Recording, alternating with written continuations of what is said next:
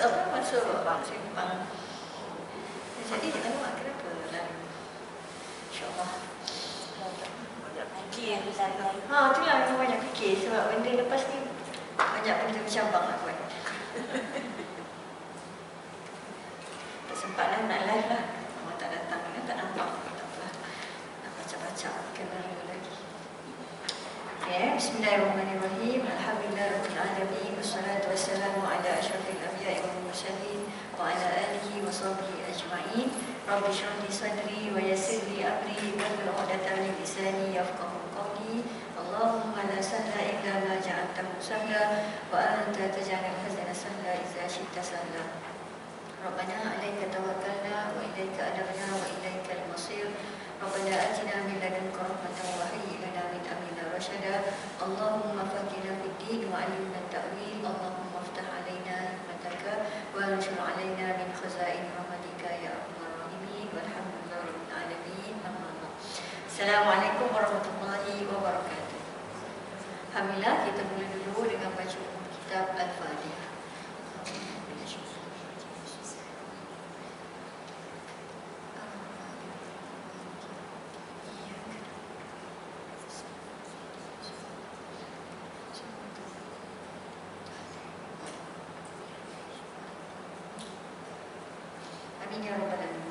Alhamdulillah, saya rasa hari ini kita boleh habiskan lah ya. Kitab baru nanti saya akan bincang dengan Kak Ani. Kak Ani dah lama dah minta tu. Hari ini kita dah 111 ya, surah Al-Lahab. Betul kan? Betul. Ya, Alhamdulillah. Boleh terus sampai ke surah An-Nas, insya-Allah. Baik, surah inilah ya, surah apa ni, 64 Makkiyah. Bismillahirrahmanirrahim. Juzuk yang ke-30, 111, surah yang ke-111, surah Al-Lahab yang mengandungi 5 ayat. Apa maksud Al-Lahab? Gejolak api ya, api yang menyala-nyala lah, ataupun kita kata api yang membinasakan. Bismillahirrahmanirrahim. Dengan nama Allah yang Maha Pengasih lagi Maha Penyayang. Ayat yang pertama, Tabbat yada Abi Lahab wa tab. Binasalah kedua tangan Abu Lahab dan sesungguhnya dia akan binasa. Binasalah kedua tangan si celaka Abu Lahab, orang yang berani mengingkari adanya hari kiamat, mendustakan Al-Quran, menyakiti Rasulullah SAW, selalu memerangi agama Allah dan sangat kikir terhadap hartanya. Abu Lahab ini merupakan bapa saudara kepada Nabi Muhammad SAW, bukanlah orang lain. Dan Abu Lahab ini merupakan orang yang sebenarnya mencintai dan mengasihi Nabi SAW sebagai seorang bapa saudaranya ya, yang sangat sayang kepada Rasulullah SAW. Ketika Nabi SAW dilahirkan, beliau antara orang yang gembira atas kelahiran Nabi Muhammad SAW. Tapi oleh kerana berlainan agama ataupun berlainan kepercayaan ya, maka dia terus membenci ataupun tidak menerima Nabi Muhammad SAW. Dan kisah turunnya surah ini ataupun ayat ini ialah ketika Abu Lahab sendiri yang menyatakan celaka ya, kepada Rasulullah SAW kerana memanggil mereka untuk berkumpul untuk beritahu tentang adanya hari kiamat. Ya, ketika itu Rasulullah SAW mengumpulkan umat Islam ketika itu dan juga penduduk Mekah ya, untuk beritahu Allah kata nanti akan berlakunya hari kiamat. Jadi Abu Lahab ni dia marah. Dia kata tabbalaka ya, celakalah ataupun binasalah engkau Muhammad sebab panggil kami untuk perkara ini. Jadi Allah SWT membinasakan ataupun mengembalikan herdikkan tadi kepada Abu Lahab. Binasalah kedua tangan celaka Abu Lahab tadi sebab apa? Pertamanya dia mengingkari hari kiamat. Itu pesanan pertama yang Rasulullah sampaikan kepada penduduk-penduduk ketika itu, iaitu adanya hari kiamat. Yang kedua, dia mendustakan Al-Quran. Yang ketiga, menyakiti Rasulullah SAW, memerangi agama. Yang keempat dan terakhir, sifat Abu Lahab ini ialah bakhil, fikir, kedekut terhadap hartanya. Tak nak bersedekah, bukanlah bersedekah, maknanya memang pegang kuat-kuat lah. Apa yang ada tu digenggamnya kuat-kuat sampai tak keluar, sampai tak nak berikan langsung kepada orang yang memerlukan harta tersebut. Itu sifat yang ada pada Abu Lahab. Ayat yang kedua, ma aghna anhu maluhu wa ma kasab. Tidaklah berfaedah kepadanya harta bendanya dan apa juga yang dia usahakan. Maknanya apa yang dia dapat tu. Sesungguhnya harta dan kekayaan itu kelak sama sekali tidak akan boleh memberinya manfaat sedikit pun dan juga tidak akan boleh menghindarkannya dari siksa dan murka Allah. Demikianlah dirinya, keluarganya dan hartanya semuanya akan sia-sia dikarenakan perbuatannya yang jahat. Jadi harta yang dia ada pada Abu Lahab ini dikatakan tak akan berfaedah kepadanya, tak akan melindunginya daripada siksa Allah Ta'ala, tak akan juga memberi manfaat kepada dirinya, keluarganya, bahkan akan menjadi sia-sia kerana perbuatan yang jahat tadi. Jadi harta yang ada di dunia ini hendaklah digunakan. Antara yang ditanya ketika kita sudah mati nanti, harta kita di mana kita belanjakan. Usia kita, apa yang kita gunakan, masa kita, apa yang kita gunakan. Di antaranya juga ditanya harta kita apa yang kita gunakan, bagaimana kita menggunakan harta yang telah diberikan oleh Allah Subhanahu wa Ta'ala. Jadi kalau kita faham dalam konteks tafsir ayat ini tadi, harta tadi sepatutnya memberikan manfaat kepada kita. Manfaat dari sudut kehidupan, kemudian dari sudut mendapatkan lagi keberkatan redha Allah SWT, dan harta itu juga dapat menghindarkan kita daripada siksa Allah SWT. Dua lah fungsi harta. Satu, dengan harta tadi kita mendapat manfaat, mendapat daripada harta tadi kebaikan. Kemudian dengan harta itu juga dapat keduanya melindungi diri kita daripada siksa Allah Ta'ala. Melindungi siksa Allah Ta'ala iaitu dengan tidak mendatangkan harta tadi tidak mendatangkan kemudaratan kepada kita. Dengan harta tadi kita berbelanja kepada jalan yang salah. Contohnya, bila jalan yang salah, kita buat perkara yang tidak baik dengan harta tadi, maka akan mengundang murka, kemarahan daripada Allah SWT. Maka akan mendatangkan seksa kepada kita. Jadi sepatutnya harta itu berfungsi dua. Satu, memberikan manfaat kepada kita. Yang kedua, mengelakkan daripada kemurkaan Allah Ta'ala. Tapi kalau kita dah infakkan ataupun dah gunakan, dah uruskan harta kita dengan baik, sepatutnya secara automatik kita akan mendapat manfaat, kita akan dapat faedah daripada harta tersebut dan tidak dapat kemurkaan daripada Allah SWT. Ni ada orang yang buat dua-dua lah. Harta dia diguna untuk kebaikan dan harta dia juga digunakan untuk perkara yang tidak baik. Jadi menyebabkan murka daripada Allah SWT. Jadi apa tugas kita di sini? Kita cek balik apakah di manakah kita cek balik di manakah harta yang kita gunakan tadi digunakan, di manakah harta yang kita dapat yang tadi digunakan. Cek setiap satunya. Mungkin dalam kehidupan kita yang lebih dia makin berat ke sana, tak tahulah. Terus ni dah ke sini tak tahulah. Tak ada salah, duduk je.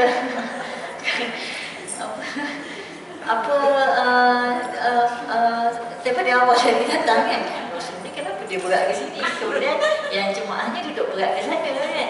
Ada apa-apa ke yang tak kena kan? Tak apalah, kita berceramah ni cikgu lah, sebenarnya cikgu dia memang elite benda-benda tu kan. Ke ada kena-kena dengan sistem mat ni, malah bahaya dia. Satu soalan boleh? Boleh, sila. Kalau orang tu ada rumah kedai, itu disewakan kepada Cina lah biasa kan. Tapi Cina tu buat macam-macam kedai kan. At least dia tak tahu kan dia jual penggunaan haram kan. Tapi apakah dia tu masih bersalah? Apakah dia guna harta dia? Yang saya faham, saya fahamkan soalan tu. Pernah juga tanya kepada ustaz lah kan, kepada kawan-kawan. Dia kata punca sumber rezeki itu berkait dengan pendapatan tersebut. Maknanya kalau kita dah sewakan kepada non-Muslim dan dia buat perkara-perkara yang tidak baik di situ, maka kita bertanggungjawablah kepada perkara yang dilakukan. Sebab kita sebagai tuan sewa, kita berhak. Tapi ada pandangan lain yang kata kita mengambil ni yang pendapat yang keras lah, sebab kita kena balance kan, pendapat yang keras. Pendapat yang kata boleh, itu saya tak cenderunglah kepada pandangan yang kedua ni. Tapi dia kata boleh sebab alasan dia pun tak berapa strong lah yang Ustazah boleh terima. Sebab yelah, kalau ustaz-ustaz ni kita ustaz-ustazah ni dia ada banyak buku kita kan, yang dia jumpalah kata boleh sebab apa, kita dah bagi tu dari sudut kita kata kita menyewakan kepada orang tersebut.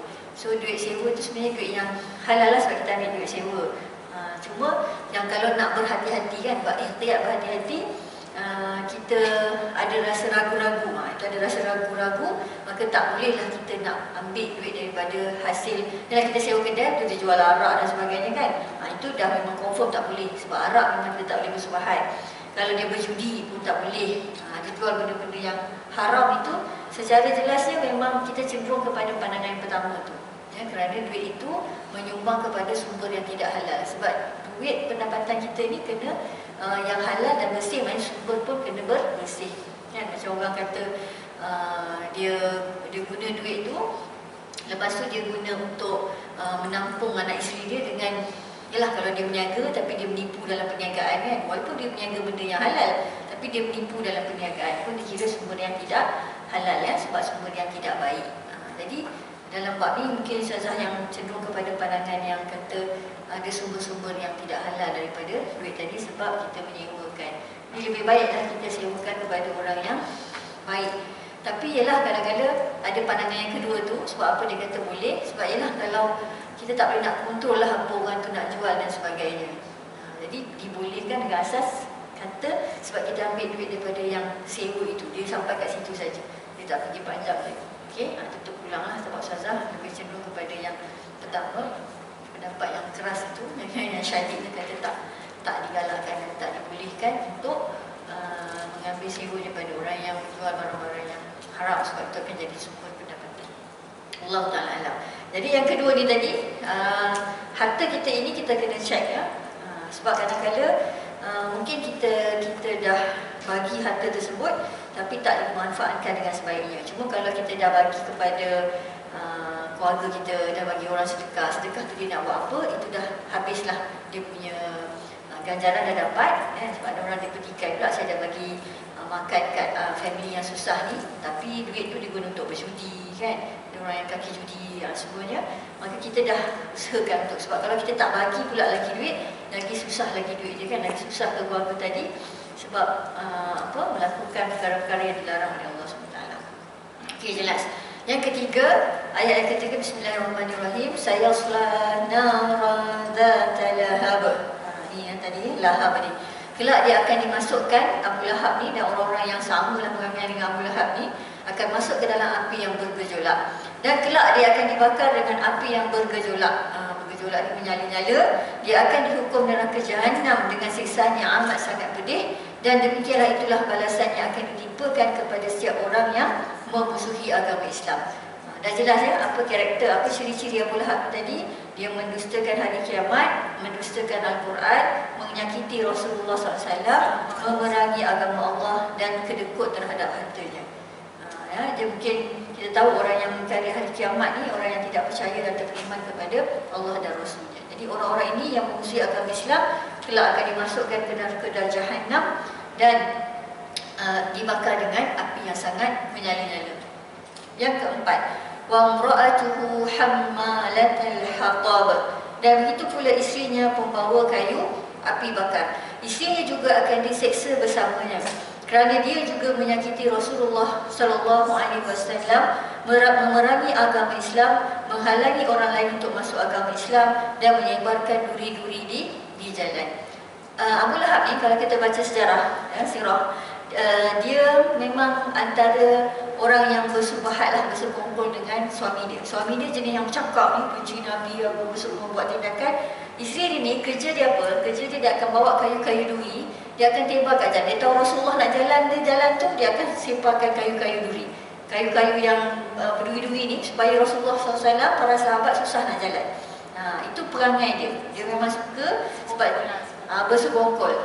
Dia punya sakit hati, punya marah tu, kalau macam dia tak suka tu kan, dia menghalang. Sebab ada hadis Nabi SAW kata, setinggi-tinggi iman ialah syahadah kan kepada Allah Ta'ala, kemudian serendah-rendah iman ialah membuang benda-benda yang menghalang di jalan. Antara sebab-sebab jugalah kita kata, bukanlah sebab urut hadis tadi, tapi Nabi SAW kata orang yang menghalang orang untuk melakukan kebaikan atau orang yang terhalang jalannya, benda tu pun dikira sebagai sebahagian daripada iman. Ada orang yang beriman, maknanya orang tu baik orangnya bila dia membuang perkara-perkara atau benda-benda yang menghalang jalan. Dan orang yang meletakkan pula menghalang jalan orang, dikirakan sebagai orang yang hammalatul hatab ini, ataupun orang yang bersekongkol dalam membawa dia Abu Lahab dah dibakar, nanti dia pula tukar bawa korban api, tukar bakar sekali. Maknanya ke akhirat nanti dia tukar bawa, dia pun kena bakar sama-sama. Nampak betapa teruknya orang ini sebab dia bersubahat di dunia, di akhirat juga dia akan bersubahat, tetapi subahatnya bukanlah membawa kebaikan, membawa kepada kejahatan ataupun keburukan di dunia dan juga di akhirat. Ini bagi orang-orang yang menghalang orang lain untuk masuk agama Islam. Kemudian ayat yang kelima, fi jidha hablum min masad, yang di lehernya ada tali daripada sabut. Tali yang dahulunya dia pernah gunakan untuk mengumpulkan kayu bakar akan menjadi kalung yang mengikat kuat lehernya, sementara api yang bergejolak mengelilinginya. Lalu dia akan diseret dengan tali itu menuju neraka Jahannam dan kemudian dilemparkan ke dalamnya dengan sekuat-kuatnya. Itulah balasan bagi si wanita kafir membawa kayu bakar. Sabut tu kan diikat kayu tu nak tarik kan. Tali itu nak ikat, tali itu pun akan mengikat dia mengheret ke neraka, dan dia juga akan membawa kayu bakar tadi. Sebab apa? Dia juga adalah bersubahat dalam menentang Rasulullah SAW dan menyebarkan agama Islam. Kat dunia wujud tak orang macam ni lagi sekarang? Sekarang ni ada. Suami isteri bersubahat, bersokongkol buat kejahatan dari sudut, bukanlah dari sudut agama Allah saja, tapi mungkin dari sudut membuat kejahatan, kemaksiatan kepada Allah Ta'ala kan. Baru-baru kita tengok macam mana seorang wanita yang yang buka baju dia dekat kelab lawak tu kan. Suami isteri tu sebenarnya kita pun tak tahulah agama dia macam mana kan, sebab dia selalu non-Muslim. Suami isteri ni dia memang ada bersubahat merangi agama Allah Ta'ala, membenci agama Allah Ta'ala. Siapa kata tak ada?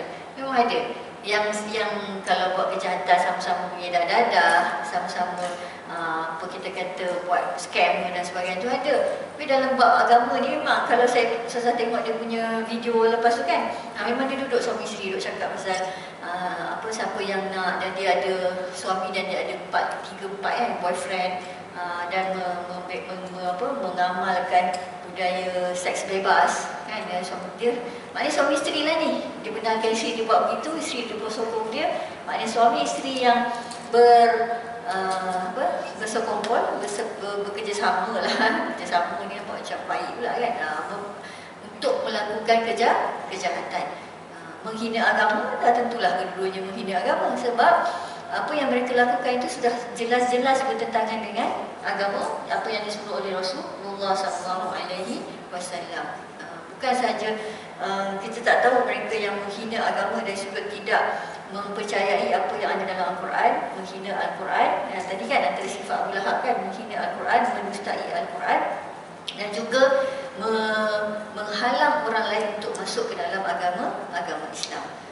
Kita tak tahu berapa ramai dia punya, aku tak sempat tengok lah berapa ramai followers dia kan, kalau dia ada subscribers dia dan sebagainya, berapa ribu mungkin orang-orang yang sudah duduk dalam dia punya fikrah, dia punya mindset ataupun dia punya pandangan pemikiran yang begitu.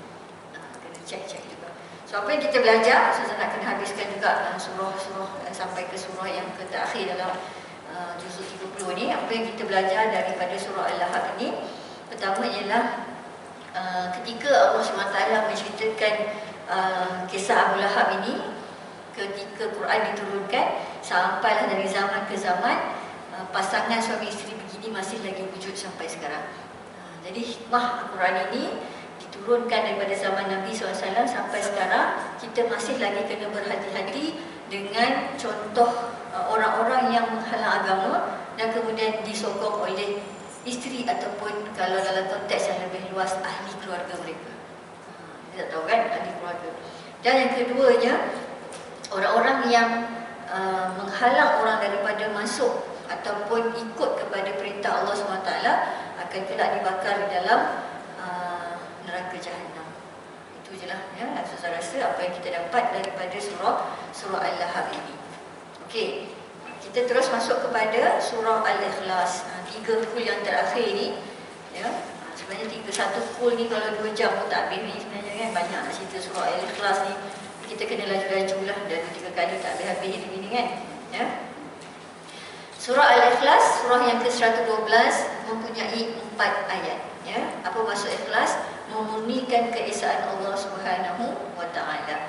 Bismillahirrahmanirrahim, dengan nama Allah yang Maha Pengasih lagi Maha Penyayang. Qul huwallahu ahad. Katakanlah, dialah Allah yang Maha Esa. Wahai Nabi, katakanlah, hanya Allah yang berhak dituhankan dan tidak ada sekutu baginya. Dia itu Esa dalam hal zat, nama, sifat-sifatnya. Tidak ada seorang pun yang serupa dengannya. Hanya dia sendiri yang memiliki seluruh sifat kesempurnaan, keagungan dan keindahan. Ini iman yang paling tinggi dalam diri seorang Muslim, mukmin. Ya, kita semua orang yang beriman, orang Islam, inilah syahadah ataupun inilah ikrar kita yang paling tinggi, iaitu Allahu Ahad, Allah yang Maha Esa. Tidak menyekutukan Allah dari sudut percakapan, dari sudut hati, nanti keluar dari sudut dalam hati kita tidak menyekutukan Allah. Dari sudut percakapan, lisan, dan dari sudut perbuatan. Kalau perbuatan jelas kita nampak, kalau orang tu sembah patung, berhala dan sebagainya kan. Tapi kalau orang tu dari sudut percakapan pun boleh dengar, tapi dari sudut hati ni, ya, dia ada berbolak-bolak hati dia, betul ke Tuhan tu, betul ke? Kenapa? Kadang-kadang orang yang itu sebab Nabi SAW kata orang-orang yang fakir ini seperti nak kufur dah. Kadal fakri kufur. Orang yang fakir ni hampir nak kufur. Sebab orang-orang yang fakir ini, dia kadang-kadang dia mengungut-ungut ya. Betul ke Allah tu? Betul ke Allah tu ada? Betul ke Allah ni tolong kita? Betul ke Allah ni? Sebab kenapa kita jadi susah? Kenapa kita ni dapat ujian bertimpa-timpa? Ini ujian kepada orang yang beriman, hendak mengesakan Allah dari sudut hatinya ini, mengakui bahawa Allah itu Esa, Allah itulah tempat berlindung, Allah itulah tempat kita meminta bantuan. Dan yang paling pentingnya ialah Tuhanlah kita, untuk Tuhan yang Esa inilah Allah itu untuk kita beribadah semata-mata kerana Allah Subhanahu wa taala. Yang kedua, Allahus Samad. Allah adalah Tuhan yang bergantung kepadanya segala sesuatu. Samad ini maksudnya tempat untuk bergantung, tempat untuk kita mengabulkan keinginan. Allah adalah satu-satunya zat yang berhak dituju oleh semua makhluk untuk mengabulkan keinginannya. Untuk kita dapatkan apa yang kita nak, tempat kita berhajat, memenuhi hajat kita ialah daripada Allah Subhanahu wa taala. Dia adalah Tuhan yang amat sangat sempurna dan sangat berkuasa dalam semua urusan. Dia adalah Tuhan yang akan tetap ada setelah semua ciptaan ini lenyap. Dan sesungguhnya dia tidak makan, dan dia tidak akan mengantuk dan juga tidur. Ini yang memang kadang-kadang ya, saya belajar dengan sifat-sifat Nabi, sifat-sifat Allah dan sebagainya. Memang kadang-kadang bila dikhawatiri berlebih-lebih dalam bercakap tu, orang akan terjauh dia punya imajinasi dia, fikir dia. Jadi kadang-kadang lebih baik, yang saya belajar daripada guru saya pun, cukuplah cakap tak makan, tak tidur. Sebab apa? Kita tak nak lebih-lebih dalam membayangkan zat dan sifat Allah Subhanahu wa taala. Kadang-kadang kalau saya sendiri bila baca buku, baca kitab, kita baca kan, dia jadi tu kadang-kadang boleh jadi fikiran kita tu jadi tersesat-sesat. Dikhawatiri tersesat. Ya, sebab kita boleh apa?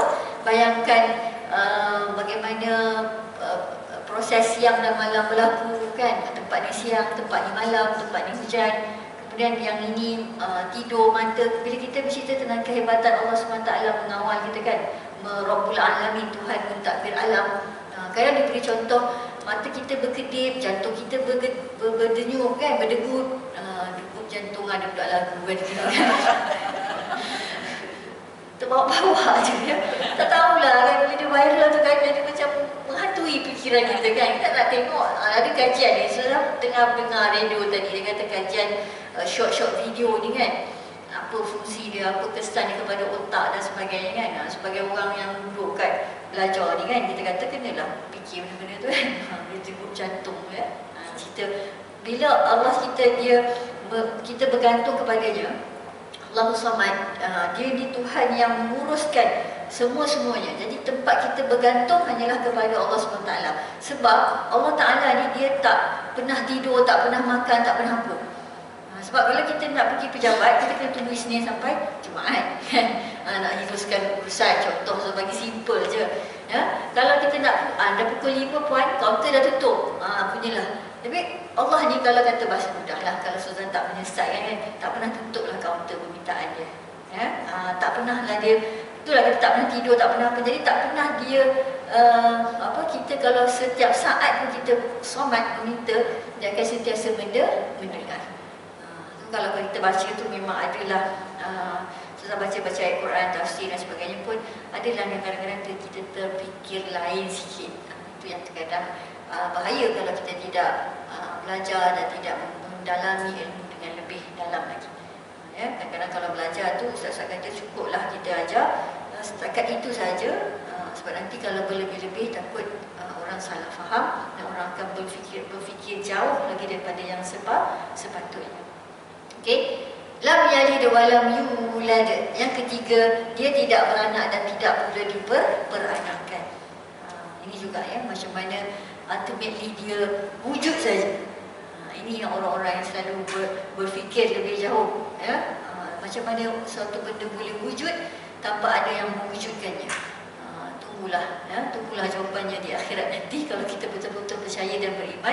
Dulu kan, minta maaf lah, susah bahasa belajar kat degree kan, degree UAE kan, bisa belajar dengan kitab akidah, minta belajar sampai terfikir tau, ustaz tu cerita kat universiti, dia memang cerita betul-betul apa semua kan. Kita cerita, saya pernah terfikir kan masa tu, kalau dah masuk kubur nanti, macam kena tipu macam mana macam tu ya. Kena tipu. Boleh masa tu kan, masa budak-budak lah. Tu kata bahayanya kan. Bahayanya benda tu. Kalau ustaz kata cerita ayah, macam kita lah kan. Kita dah yakin dah betul-betul ni. Sebab dah kupas dah. Masa dia dah belajar macam-macam dah semua. Tapi masa tu, setakat belajar yang kata okey, rukun iman kan. Belajar rukun iman, mendalami rukun iman, adanya hari kiamat dan sebagainya. Kan? So bertanya, kalau tiba-tiba masuk kubur, tak ada pun benda-benda tu. Macam mana Alhamdulillah misalnya, terus bukanlah kata mengucap susah ada keluar agama, tapi memang boleh fikiran kita, maksud susah kan, kita boleh terfikir sampai ke situ. Dan sebabnya bila kita belajar, kita cukup je stop sampai situ.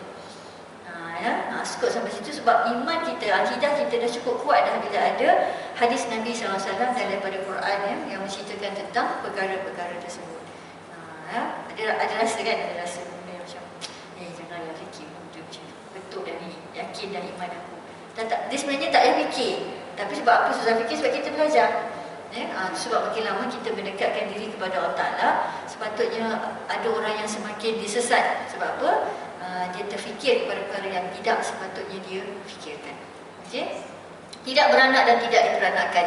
Dia tidak mempunyai sekutu orang tua maupun anak. Orang tua ni kalau bahasa Indonesia dia panggil parents lah ya, orang tua. Ibu bapa maupun anak. Dia juga tidak akan pernah menjelma menjadi seseorang dan tidak akan menjelmakan seseorang dari zatnya. Sebab kalau kita tahu malaikat Jibril dia menjelma jadi orang.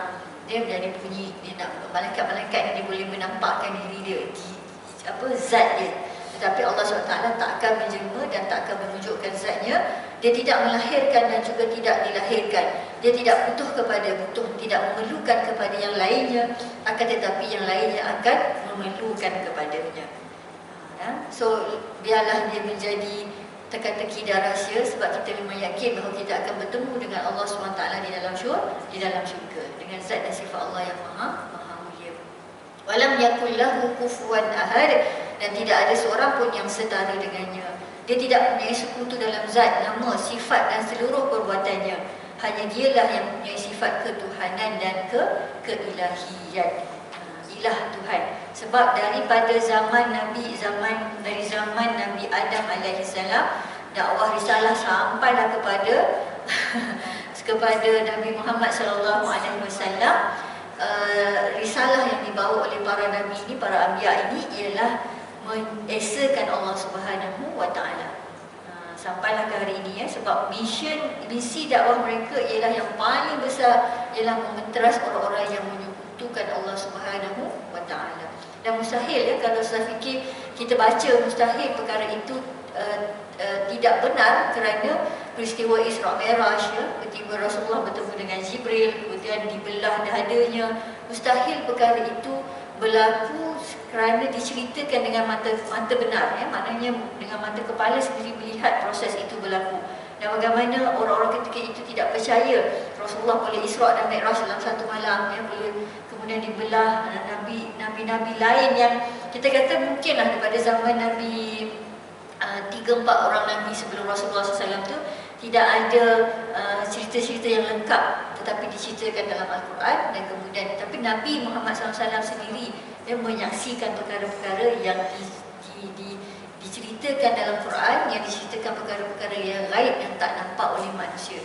Dibawa ke syurga, dibawa ke neraka, yang mana Nabi sendiri turun kemudian. Dan kalaulah kita fikir secara, ialah orang nak fikir logik akal kan, peristiwa Isra' Mi'raj itu tidak berlaku, maka lagi lemahlah iman kita untuk mempercayai wujudnya syurga dan neraka. Jadi Allah SWT dengan kebijaksanaannya, hikmahnya, maha bijaksana, dia dah bawa ada seorang manusia yang boleh nampak benda itu. Dan kemudian turun ceritakan kepada manusia bahawa perkara itu betul-betul. Mana tahulah ada orang yang lebih teruk daripada saya tadi kan, tiba-tiba sebenarnya tak ada benda tu, tak ada orang cerita. Tapi kita pegang kuat bahawa Rasulullah SAW, manusia ini pernah pergi dan pernah lihat, dan dia balik untuk ceritakan perkara itu benar, ya? Jadi tidak ada keraguan bagi kita kerana Allah SWT itu tidak ada siapa pun yang mempunyai sifat ketuhanan yang tidak sama, yang boleh menyamai sifat yang ada pada Allah SWT. Ini surah yang paling apa kita panggil antara lah, ya.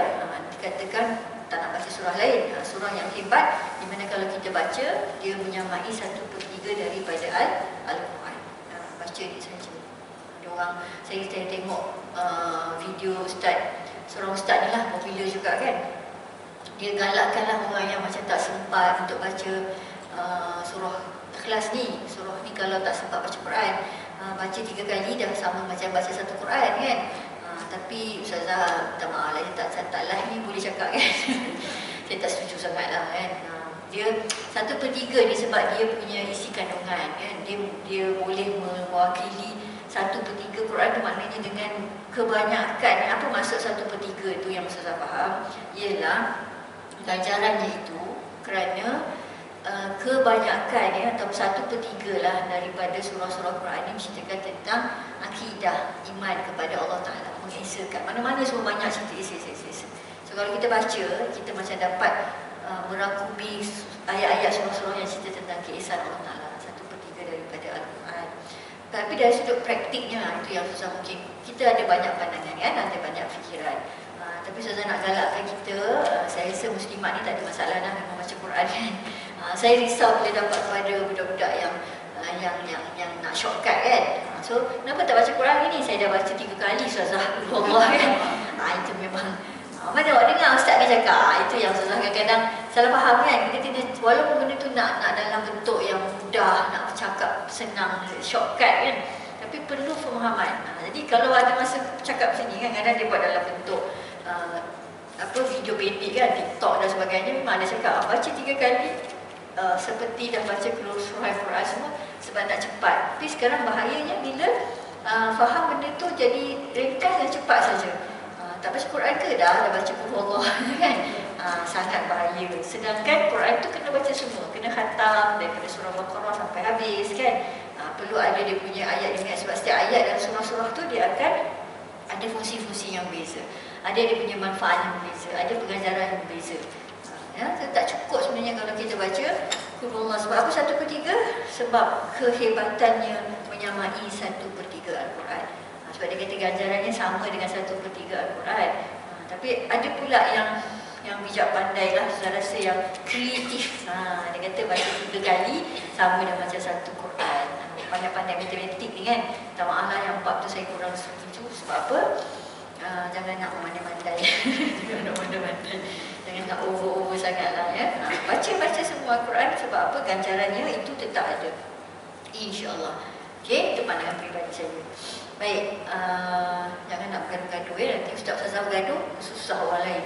Nanti kadang-kadang dia suka petik-petik ni kan. Cukup-cukuplah kami Ustaz-Ustazah ni dah berdamai dah bersama kami ya. Sebab ada yang melaga-lagakan juga antara kami ni untuk pandangan yang berbeza. Okey. Surah yang ke-113 ya, surah Al-Falaq yang mempunyai 5 ayat. Bismillahirrahmanirrahim. Qul a'udzu birabbil falaq. Katakanlah wahai Muhammad, aku berlindung kepada Tuhan yang menguasai waktu subuh. Wahai Nabi, katakanlah aku berlindung kepada Tuhan yang menguasai waktu subuh yang diterbitkannya setelah malam, dimunculkannya dari kegelapan dan dijadikannya sebagai salah satu tanda kekuasaannya. Waktu falak tu kan, waktu fajar naik, waktu subuh tu.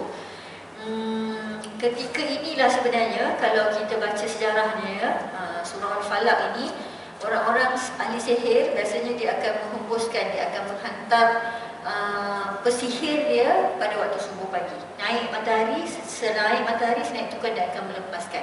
Ini kalau kita baca kitab-kitab tafsir kan, macam Syed Qutb, kemudian kitab Ibn Katsir, dia ada menceritakan kenapa Allah Ta'ala minta kita berlindung pada waktu subuh. Kerana sampai hujung nanti kita akan tengok ayat 5 ni ada kejahatan-kejahatan yang dibuat oleh ahli-ahli sihir, tukang-tukang nujum yang menggunakan waktu ini untuk melepaskan sihir mereka. Okey?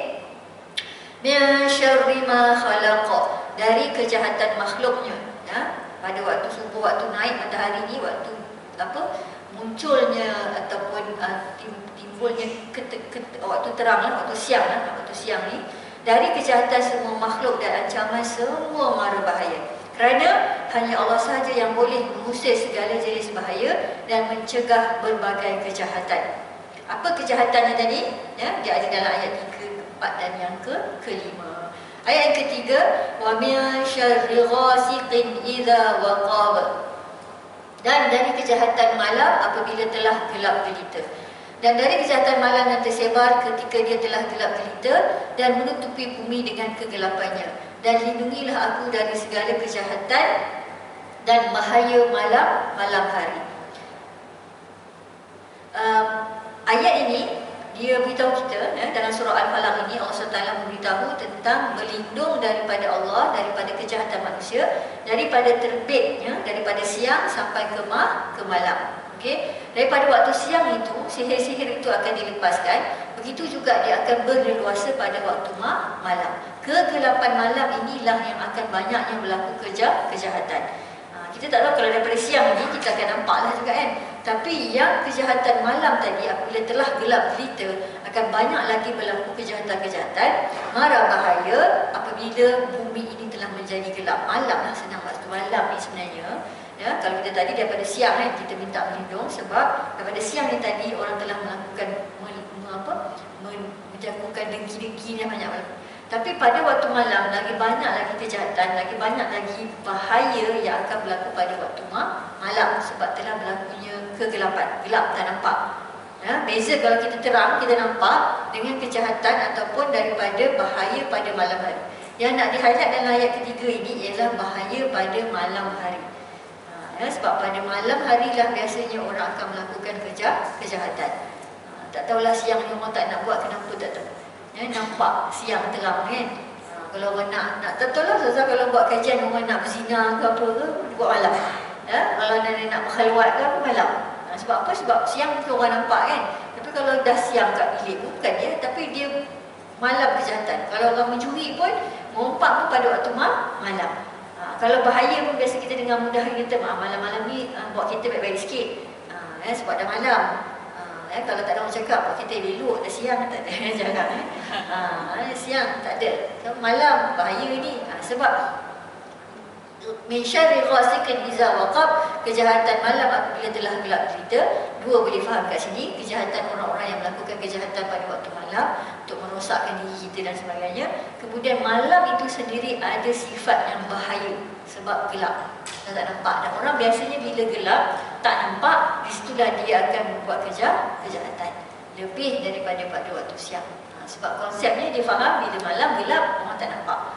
Jadi lebih banyaklah kejahatan berlaku pada waktu malam dan bahaya pada waktu malam hari.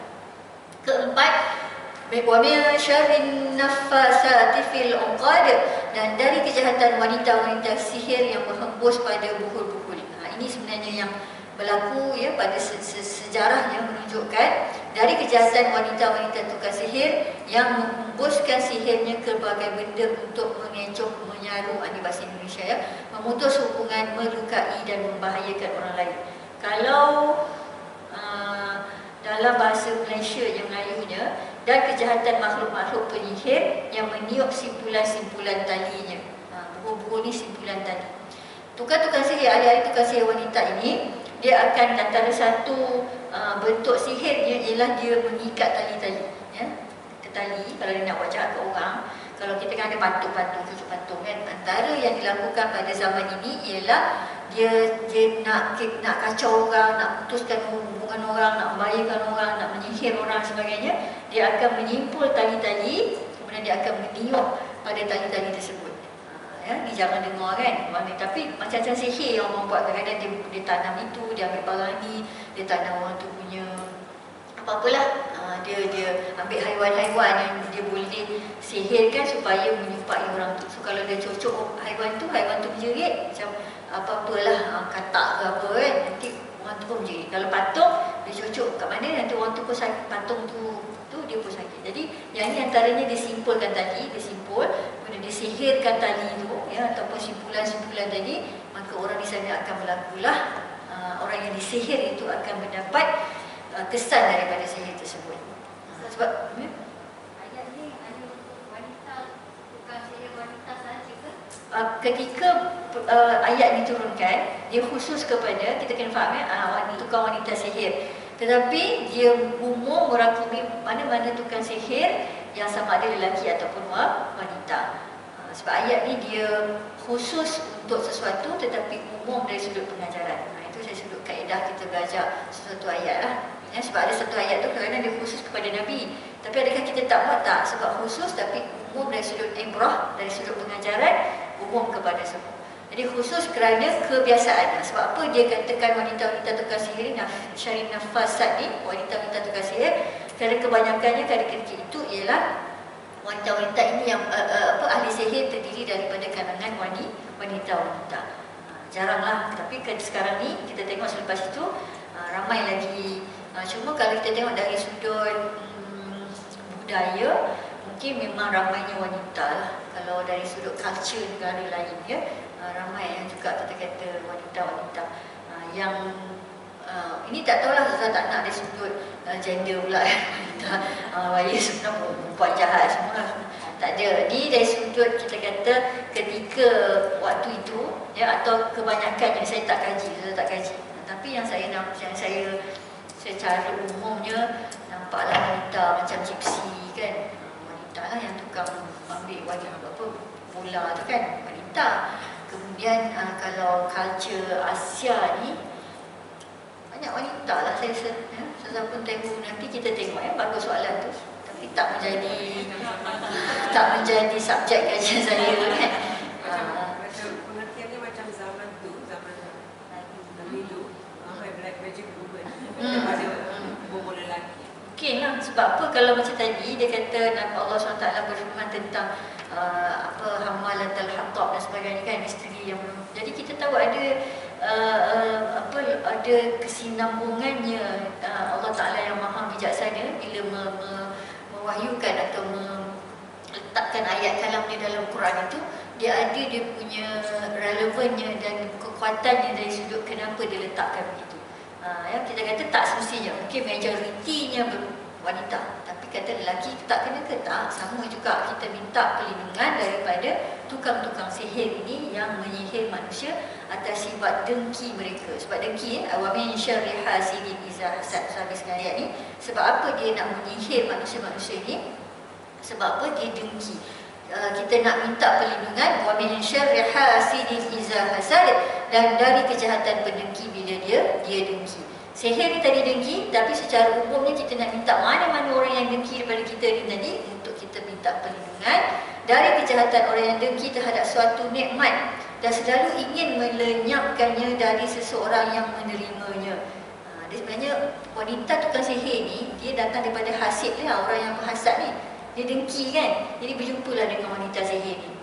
Jadi kita minta perlindungan daripada orang tukang-tukang sihir, minta perlindungan dari Allah, dengan Allah daripada dilindung daripada sihir dan orang yang dengki.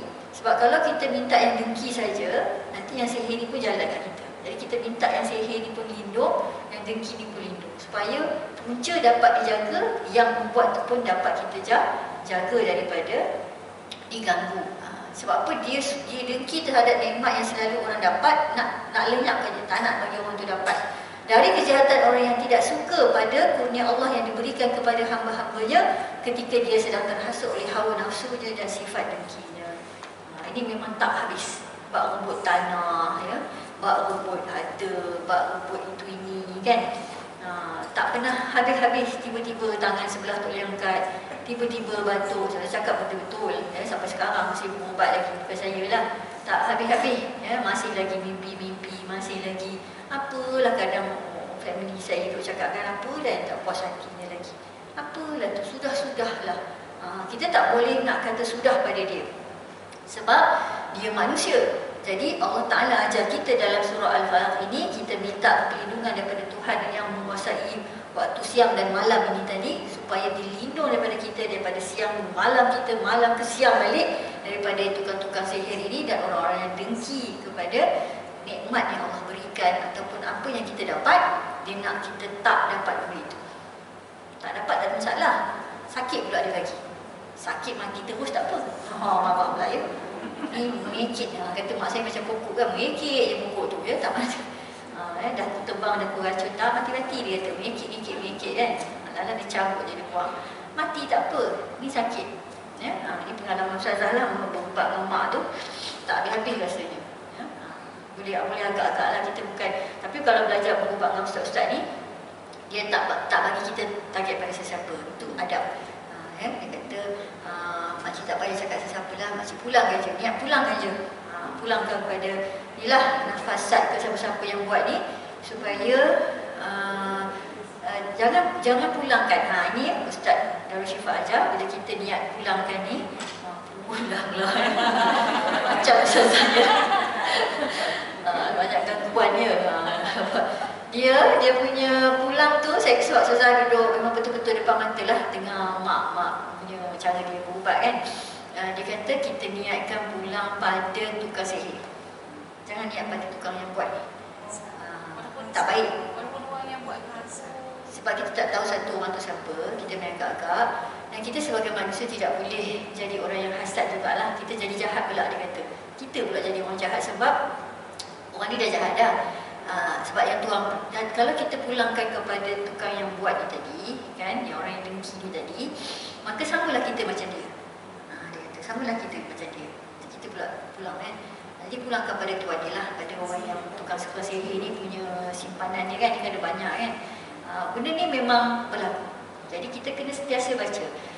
Saya tak ambil lagi surah An-Nas kan, sahabat sama je konsep dia. Tapi nanti kita akan dapat daripada saya akan baca hadis-hadis Nabi SAW, mana amalan yang kita boleh lakukan sepanjang hari dan malam, sepanjang siang dan petang, supaya kita dijaga oleh inilah gangguan-gangguan ini. Ya? Dan gangguan ini mari lah, sebab saya memang nampak macam mana berubat tak habis-habis. Dia macam tak tahu. Dia istilahnya saya cakap kat mak saya, jangan leka. Mak jangan leka. Dia kadang-kadang dia dah tidur lena malam, dia dah boleh bulu kilir, badan dia dah ringan kan.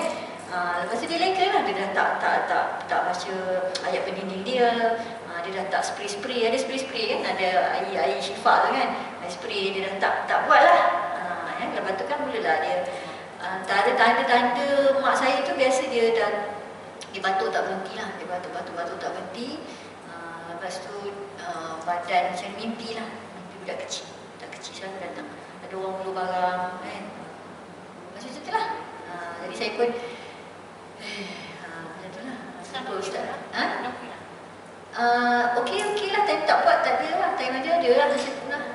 Kadang-kadang dia dah start balik tu kan, dia tak nak beritahu. Saya kata beritahu lah, kalau bawa ustaz-ustaz ni kan, bawa lah pergi ubat, ambil air dan putus air apa semua kan, mandi-mandi ke, ada adalah. Kalau nak terbawa ke kita pun kadang-kadang saya pun tak banyak, kita pun kena jaga diri kita kan. So ada protection kita kena buat. So masing-masing lah ada pengalaman yang mana kalau dari sudut realnya memang Allah SWT beritahu ini kejahatan orang yang dengki, syarri hasidin liza hasad. Sebab kita tak tahu, kita tak tahu kat kerja tu, kalau kawan saya hakim mahkamah perempuan kan, dia memang tak boleh bercakap depan mahkamah tu. Dia tak boleh bercakap. Dia pula uruskan bercerai-cerai orang ni kan. Mahkamah syariah lah. Sampai sakit tak boleh bangun kan, tak boleh bangun berpapah-papah dekat pejabat dan sebagainya. So akhirnya dia tak dibenarkan lah masuk mahkamah lagi dah. Dia tak boleh jadi, ya, dia kerja admin je lah, dia pergi. Tapi lah kepakaran dia sebagai hakim tu, dia boleh jadi hakim kan. Sebab kadang-kadang terlepas cakap, orang tak suka kan. Mahkamah hakim kan kadang dia rasa, kenapa buat macam ni, dia akan ada setengah hakim tu kita tahu. Saya kalau nak pergi mahkamah, ada teman-teman kawan ke, saya dah roja kawan saya, itu tak apa-apa tak. Saya tanya kawan saya kat mahkamah ni, ni kejap lagi hakim ni kan, cuba cerita sikit, dia cerita, jangan buat ni, hakim ni jadi kan. Manusia, sebab hakim ni gaji yang paling tinggi sekali dia bagi, gaji yang paling banyak sekali, yang paling besar adalah hakim kat Malaysia ni, atau antara hakim-hakim semua kena bagi gaji yang lebih daripada orang lain, sebab tak terima rasuah. Sebab kalau gaji dia rendah, dia akan cepat terpengaruh. Tapi itulah dari sudut material kita nampak. Tapi dari sudut yang gaib ni, dalam mahkamah dia bawa itu ini, belum lagi saksi yang tak boleh bercakap. Dia saksi ni yang nak kan, tiba dalam kandang pengsan. Masih masuk kandang je, masuk kandang ni bukan kandang kami. Allah, kandang mahkamah pesara ni kan, kandang tu lah, dia panggil kandang, tak tahu kenapa maksudnya kandang dia panggil dekat tempat tu pengsan. Itu je kerjanya. Itulah min syarri hasidin iza hasad, sama dia dengki dengan apa semua. Suami dia kerja mahkamah juga, dia pun ada pengalaman nak buat kes, nak masuk court je, tanah kubur. Ada orang Tanah kubur? Tanah tu ada orang cerita lah, itu tanah kubur. Apa tu? Dia orang taburkan tanah kubur dalam court. Jadi kes itulah ni ahli-ahli sihir ni kan, dia buat macam-macam. Dia simpul tali ke apa ke, dia ambil, yelah yang kalau tanah kubur tempat-tempat dewa, pemujaan, apa-apa semua tu, sebab kena betul-betul. Kadang-kadang tak berlaku benda tu pada kita. Asok je orang tu, saksi tu dapat bagi cakap dengan betul apa semua. Sebab kita tahulah dia punya protection kuat.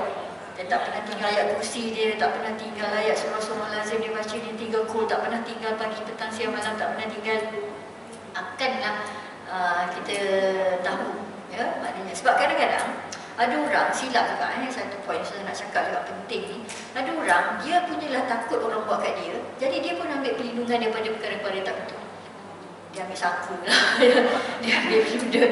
Itu pun salah sebab, okey, bagus poin ni ya. Saya nak cakap, kita nak berlindung daripada kejahatan manusia, Allah ajar dengan yang ini.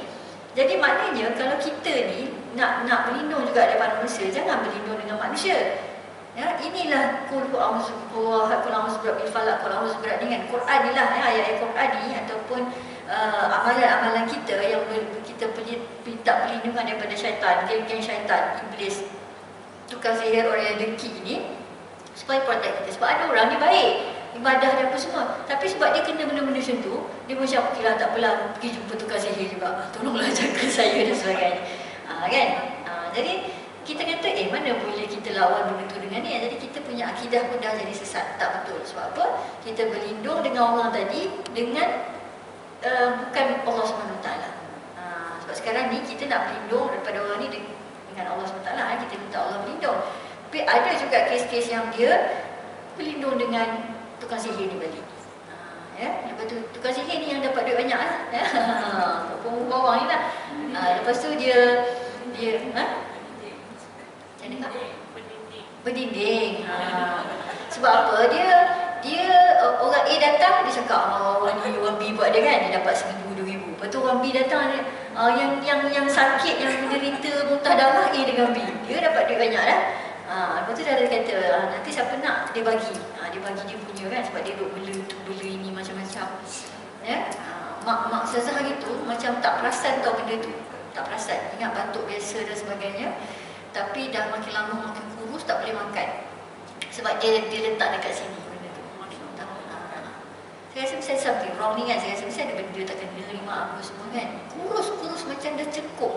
Sampai pak-pak saudara semua dah datang melawat lah. Saya kata ini memang lepas tu tak jelah, kita tak sangka kan, kita niat baik lah, tak ada siapa. Tak ada dulu check. Ada lagi lah, check X-ray badan semua. Lepas tu pergi buat ustaz tu tapi lah dah lambat sikit kan, dah lambat sikit lah. Tapi tak terlambat sangat lah. Allah berilah juga nampak benda tu kan. Kadang-kadang kita ni tak nampak kan. Macam biasa-biasa berubat memang dah beranak pinak tu dalam tu. Dah beranak pinak. Beranak pinak tu maknanya dia dah berdosa lah dalam tu kan. Dia dah makan itu, makan ini macam-macam. Tak nak percayalah macam mana kan. Yang besar tu tak keluar lah masa tu. Lepas tu yang kecil-kecil dah keluar. Memang dia buang. Lepas tu okey, dah boleh makan apa semua. Dah okey lah lama-lama. Tapi yalah macam mana kan. Benda tu tak boleh. Selagi yang kata apa, selagi hidup, selagi rasa benda tu nak buat. Tapi dia mengganggu kita tu bila dah kita Ustazah. Na'udzubillah tak nak, kita tak nak lah apa, kita bisa pun kan. Kalau dia tu kalau apa, dia sakit tu dia mengganggu semua benda ke dia macam mana? Ataupun rutin harian dia tu sama juga? Dia sama je, kadang-kadang kita tak perasan tu. Dia jadi macam kadang malas baca Quran, jadi tidur, nak mengantuk, semayang malas. Lepas tu marah-marah, tak tahu pasal. Itu kadang-kadang orang ingat macam stres dan sebagainya kan. Macam kenapa biasa baca banyak dan tak jadi banyak. Dia kadang-kadang itu tanda-tanda awal. Sebab dia nak buang dulu benda tu, nanti senang benda lain nak masuk. Kadang kita dah tak sihat, sakit dan sebagainya. So dia mudah untuk duduk dalam tu. Tapi kalau macam yang biasa-biasa lalu-lalu ni, kita tak payah nak takut sangat lah kan. Ni yang memang saja yang lalu-lalu lalang ni kan. Sebab kadang kita pergi ke duri, dia sangkut. Kita pergi masuk hutan sikit, dia sangkut kan. Dia sangkut sana sini. Anak kawan saya kadang dia tahu macam mana dia ternampak kan. Itu Umi ada benda kat atas tu gayut-gayut dia kata kan. Baca-baca tutup balik lah. Tak apa, tak ada benda kan. Balik kadang budak nangis kan. Lalu kat hutan apa semua. Biasalah. Okay, silakan habiskan juga ni surah An-Nas ya. Ini 10 minit. Bismillahirrahmanirrahim. Surah An-Nas, surah yang terakhir. Alhamdulillah. Surah yang ke-114. 114. 6 ayat. Dengan nama Allah yang Maha Pengasih lagi Maha Penyayang. Qul a'udzu birabbin nas. Katakanlah wahai Muhammad, aku berlindung kepada Tuhan yang memelihara dan menguasai manusia. Itu jadi qul Allah, qul a'udzu birabbil falaq, qul a'udzu birabbin nas. Ditutup dengan hasidin dengan manusia yang dihasad ni. Tuhan yang menguasai manusia. Sebab manusia inilah yang dengki kepada kita. Wahai Nabi Muhammad, katakanlah, aku berlindung kepada Tuhan manusia. Sebab sifat ketuhanannya telah mengharuskan setiap hamba untuk berlindung kepadanya dan kepada kekuatannya. Malikin Nas, Raja manusia. Dia adalah sang raja di raja para manusia. Dialah yang menguasai dan mengatur semua urusan mereka. Dia sama sekali tidak memerlukan manusia. Dan tak ada sesuatu pun yang boleh keluar dan menghindar daripada kerajaannya. Manusia ni lah yang susah cakap duduk hantar itu, yang duduk hantar kita nak. Itu semua manusia. Jadi bila kita berlindung dengan Tuhan, kalau falak, kita berlindung daripada waktu, nak kena faham. Waktu siang, waktu malam. Sebab itu, proses itu berlaku. Kan, suasana, time lah waktu. Sekarang ni kita nak berlindung dengan Tuhan yang memang menguasai manusia sebab pelakunya siapa? Yang hasad tadi ialah, yang nafasat tadi, yang sihir tadi ialah manusia.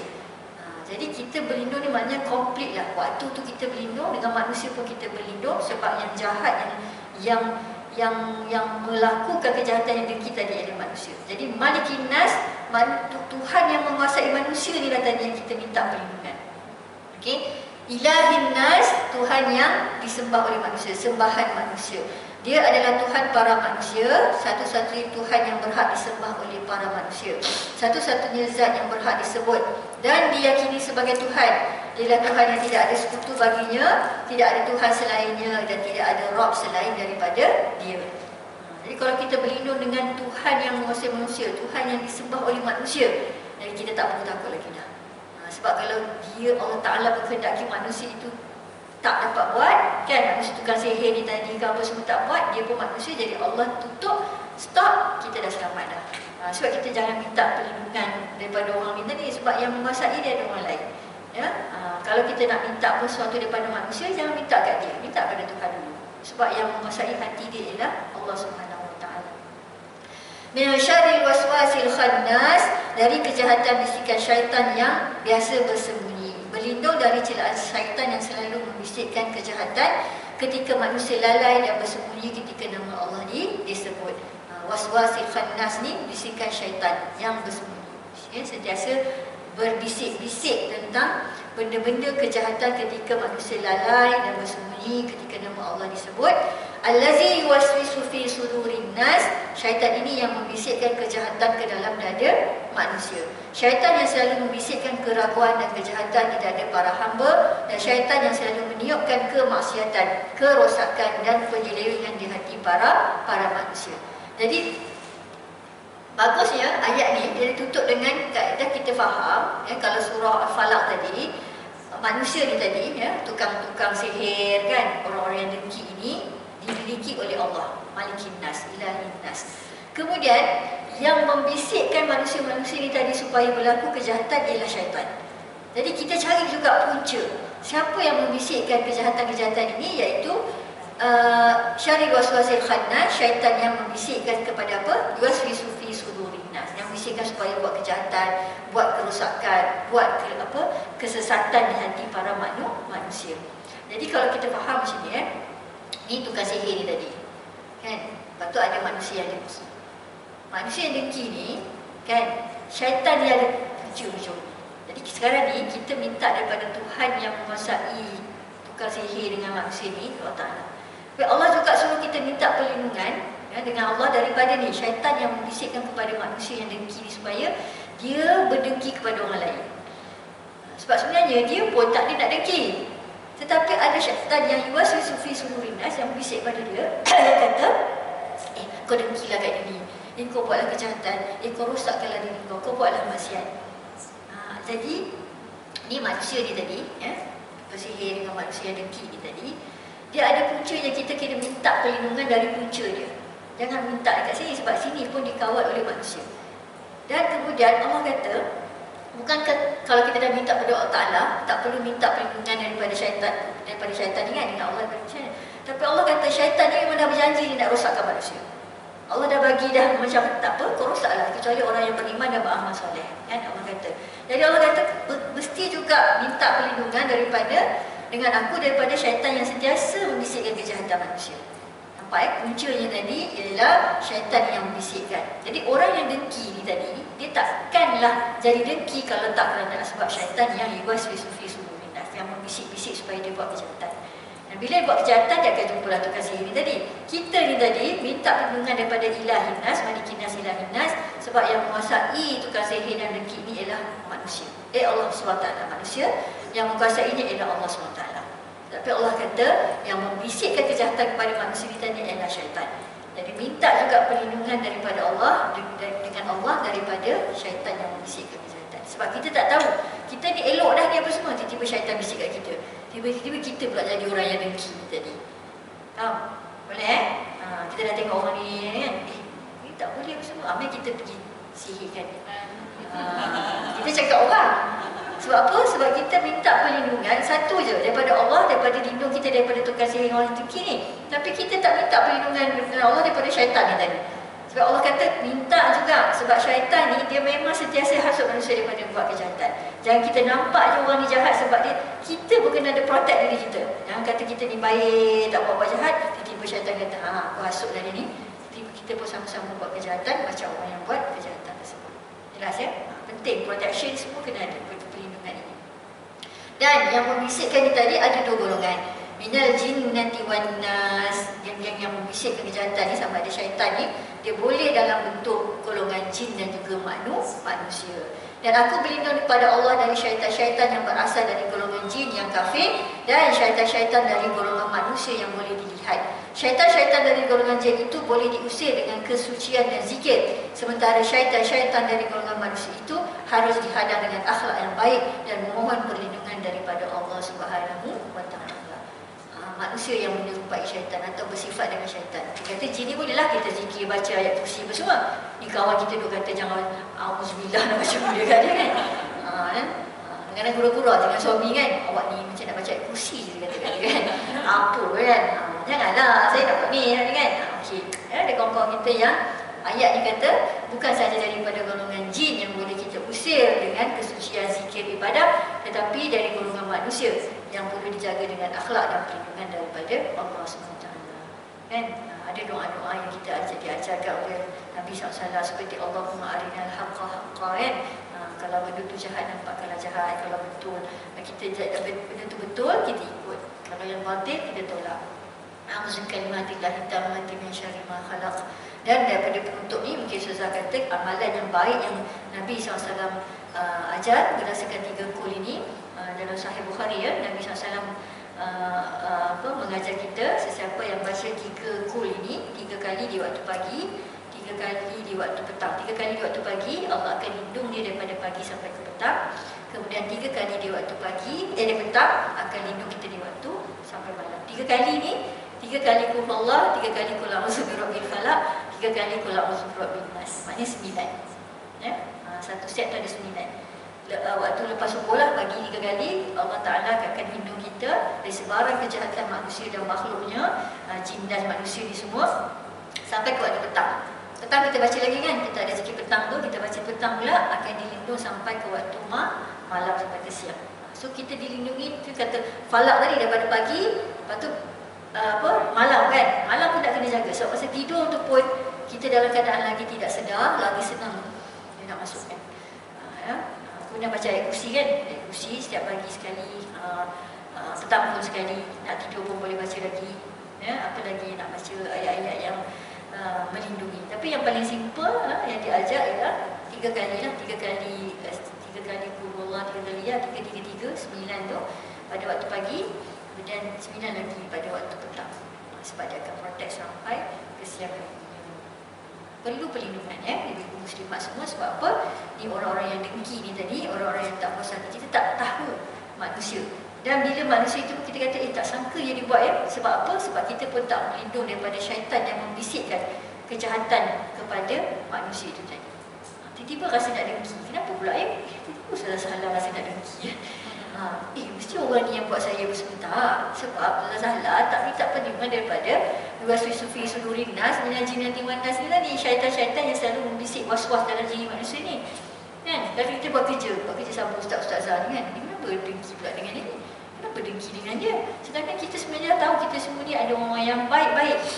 Sebab apa? Syaitan itu tadi memang sentiasa bisikkan, buanglah ni, ambillah paper dia tak payah terima lah, alah sikit sangat. Tengok kesalahan dia. Selalu saya kadang-kadang dulu diajar benda yang salah Biar buat PhD ni rasa macam nampak jalan yang benar sedikit sebab kita selalu cakap apa dalam tengok satu paper tu, cari apa salah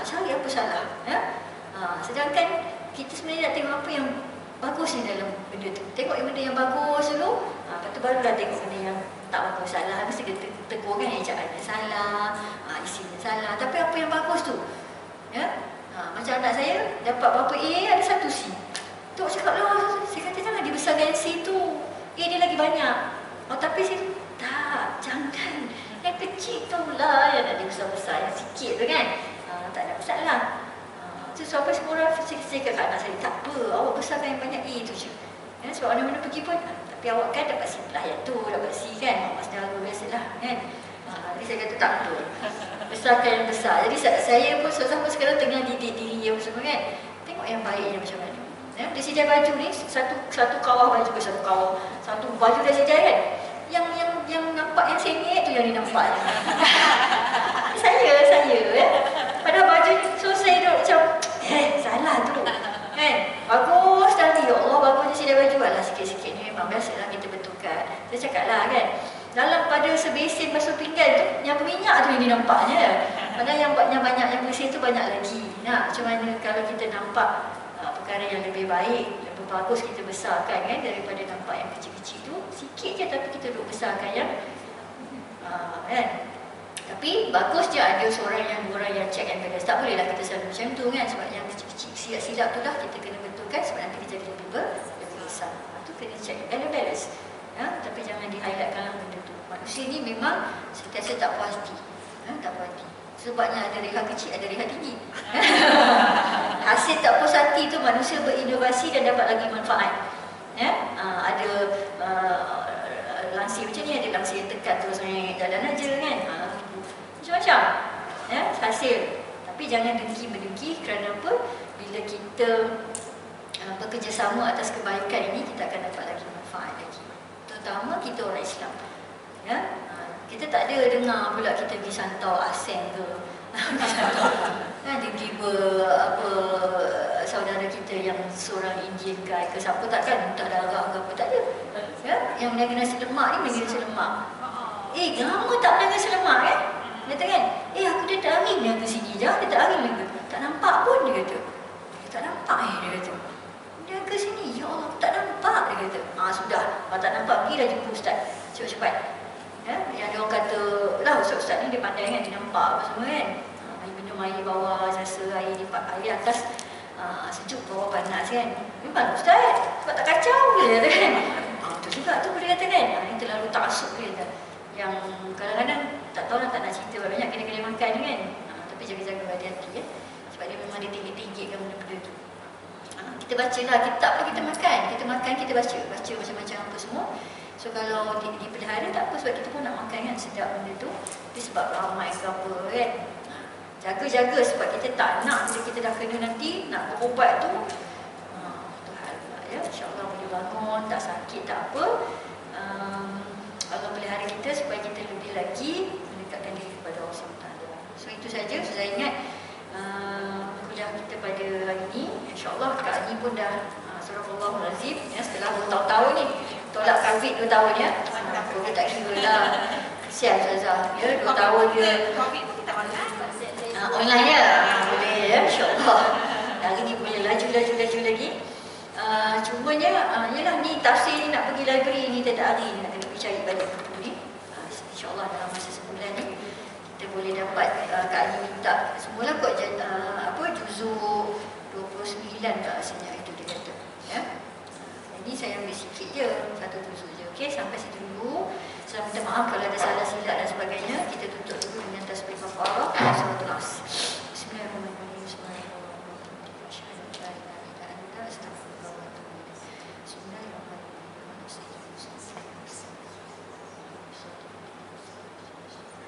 Wabillahi taufiq wal hidayah. Assalamualaikum warahmatullahi wabarakatuh. Waalaikumsalam warahmatullahi wabarakatuh. Terima kasih semua.